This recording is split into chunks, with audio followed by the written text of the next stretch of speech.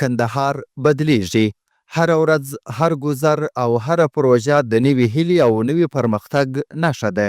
ضربه جوړ کړو دا وعده د مو گفتار دی، هر خوا نغمې غږیږي ګلزار ګلزار دی. کندهار ښاروالي د ښار د ښایست او ښاري اسانتیاو د پراختیا لپاره له پخوا ډیر فعال ګامونه اخلي او همدا هڅې د خلکو په ژوند کې ښکاره بدلونونه راولي.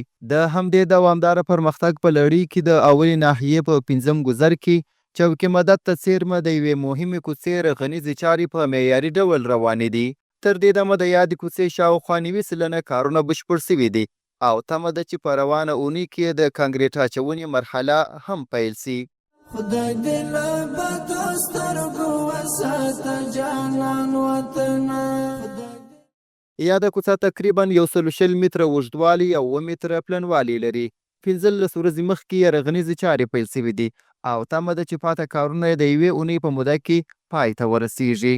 په دې کې موږ اول خو سبګریډ دي، سبګریډ مواد ټاپه کې ډولر په تیریږي چې ښه آماده شو، بیا نه 26 مواد ورته لرو. 26 مواد سر کې که آماده شو بیا جغل ورته لرو، جغل نه وروسته بیا نه کانکریټ کیږي. په دې رغنیز بهیر کې اوس مهال 15 تنه کارګر په فني او غیر فني ډول په کار کولو بوخت دي. همگی کارشو برابره، اینجا کار میکنن، کار ښاروالي بسیار برابره.